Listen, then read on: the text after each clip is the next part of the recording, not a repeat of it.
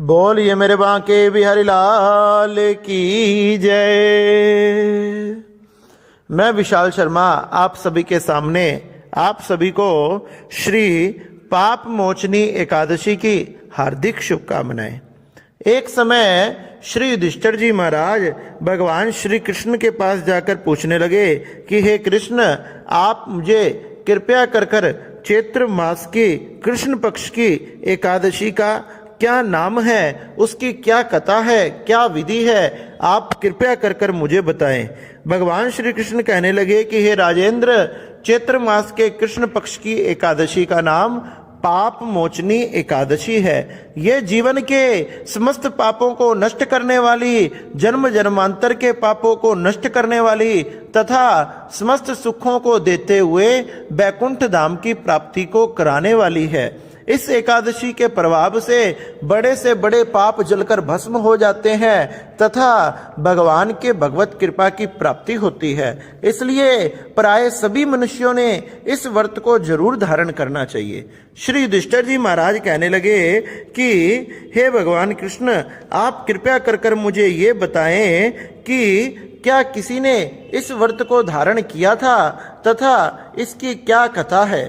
भगवान श्री कृष्ण कहने लगे कि हे राजन, ये एकादशी पापों को तो नष्ट करने वाली है ही, साथ में विशेष कर पिशाच योनि से मुक्ति कराने वाली है। इसी से संबंधित मैं तुम्हें एक कथा सुनाते हूँ, आप ध्यान से सुनो। प्राचीन समय में बसंत ऋतु में कुबेर का चैत्ररथ नाम का वन फूलों से सुशोभित था। वह वन बड़ा ही सुंदर था। वहां अनेक प्रकार के पुष्प, अनेक प्रकार के वृक्ष आदि थे। अनेक प्रकार के जीव जंतु पक्षी आदि वहां विचरण करते थे।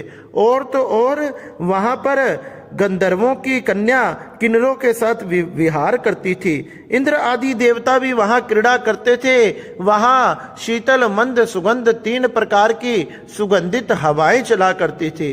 और तो और उस वन में एक तरफ मुनि साधु संत आदि भगवान की तपस्या भी किया करते थे। एक समय की बात है, वहां मेधावी मुनि भी निवास करते थे और भगवान की तपस्या में लीन थे। वहीं पर अप्सराओं ने वहां क्रीड़ा करने के लिए जब उस वन में आई और उन अप्सराओं में से एक मंजू घोषा नाम की अप्सरा थी।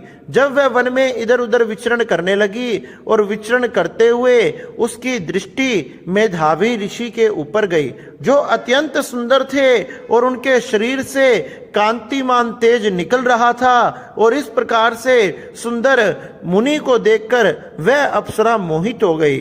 उसका मन चलायमान हो गया और मुनि की तरफ दौड़ने लगा। उसने भी कामदेव की समस्त सेना के साथ मुनि के सामने उपस्थित हो गई और अपनी धीमी धीमी आवाज से, मंद स्वर से सुंदर गीतों को गाने लगी। अपने पैरों की पाजेबों से, नुपुरों से धीरे धीरे स्वरों को निकालने लगी तथा उसकी चूड़ी कर्दनी नुपुरों की जनकार से चारों तरफ वन गूंजने लगा। हाव भाव सहित गाती हुई अप्सरा को देखकर मुनि के कानों में भी शब्द जाने लगे। मुनि ने धीरे धीरे अपने नेत्रों को खोला और क्या देखा, उनके सामने बहुत सुंदर अप्सरा नृत्य कर रही थी। जैसे ही मुनि ने अपने नेत्र खोलकर देखे, वह अप्सरा मुनि के सामने आकर बैठ गई और मुनि ने भी उन्हें स्वीकार कर लिया। इस प्रकार से उन महात्मा को तथा मंजू घोषा नाम की अप्सरा को साथ में समय व्यतीत करते हुए दिन रात सुबह शाम का भी ध्यान नहीं रहा। इस प्रकार उन्हें बहुत से वर्ष व्यतीत हो गए। एक दिन मंजू घोषा ने स्वर्ग को जाने का विचार किया तथा वह सोचने लगी कि अब मैंने जाना चाहिए। इसलिए वह मुनि से कहने लगी कि हे मुनि, अब मुझे घर जाने की आज्ञा दीजिए। मेधावी मुनि बोले कि हे सुंदरे, अभी तू संध्या काल में ही तो आई है, प्रातः काल होते ही चले जाना। मुनि के इस वचन को सुनकर वह डर गई और वह सोचने लगी कि मुझे यहाँ आए 57 वर्ष 9 महीने और 3 दिन व्यतीत हो चुके हैं। इतना समय हो चुका है और मुनि को इसका ध्यान भी नहीं है। जब वह फिर से कहने लगी कि हे मुनि, मुझे घर जाने की आज्ञा दीजिए, अभी बहुत समय व्यतीत हो चुका है। जब मेधावी मुनि बोले बहुत समय व्यतीत हो चुका है, जब जैसे ही मेधावी मुनि ने ध्यान लगाकर देखा, तो जैसे ही ध्यान लगाकर देखा, उनको ने क्या देखा कि उन्हें 57 वर्ष व्यतीत हो गए हैं।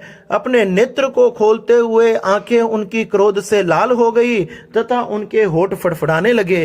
कहने लगे, अरे दुष्टनी, अरे पापनी, तूने एक महात्मा की तपस्या को भंग कर दिया, मेरे समस्त जीवन के पुण्यों को नष्ट कर दिया। 57 वर्ष तक मैंने तेरे साथ भोग किया, रमण किया, और तुमने मुझे तनिक भी नहीं बताया। जा, मैं तुझे श्राप देता हूं, तू पिशाच योनि में चला जा, अभी पिशाचनी बन जा, तुझे धिक्कार है। मुनि के वचन सुनते ही वह कांपने लगी तथा जोर जोर से विलाप करने लगी।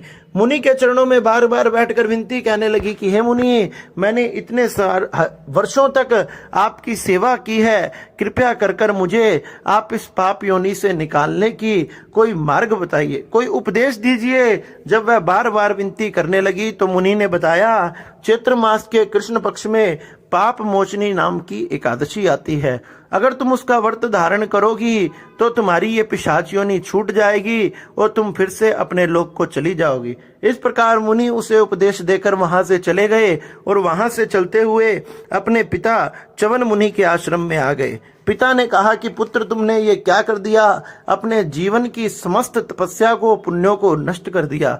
जब मेधावी ऋषि कहने लगे कि हे पिताजी, आप मुझे कृपया कर कर कोई प्रायश्चित बताइए जिससे मेरे समस्त पाप नष्ट हो जाएं, तो पिताजी ने भी यही कहा कि तुम भी चैत्र मास में कृष्ण पक्ष की पाप मोचनी एकादशी को धारण करो। इसको धारण करने से तुम्हारे पर्वत के समान पाप भी नष्ट हो जाएंगे। पिताजी के कहने से मुनि ने इस व्रत को धारण किया तथा समस्त पापों से छूट गए तथा भगवान का भजन करते हुए भगवत धाम को चले गए। मंजू घोषा नाम की अप्सरा ने भी इस व्रत को धारण किया, भगवान का पूजन किया, भगवान का कीर्तन जागरण करते हुए एकादशी का दिन व्यतीत किया, तो वह भी वह अपनी पिशाचनी योनि से मुक्त हो गई तथा दिव्य रूप को धारण कर कर सुंदर अप्सरा बनकर स्वर्ग को चली गई। इस प्रकार से हे युधिष्ठिर जी महाराज, जो इस दिव्य व्रत को करता है, भगवान का भजन कीर्तन आदि करता है, एकादशी को जागरण करता है, उसके जन्म जन्मांतर के पाप नष्ट हो जाते हैं तथा उसे भी वैकुंठ की भगवत कृपा की, भगवत धाम की प्राप्ति होती है। इसलिए प्राय सभी मनुष्यों ने इस व्रत को अवश्य धारण करना चाहिए। बोलिए नारायण भगवान की जय।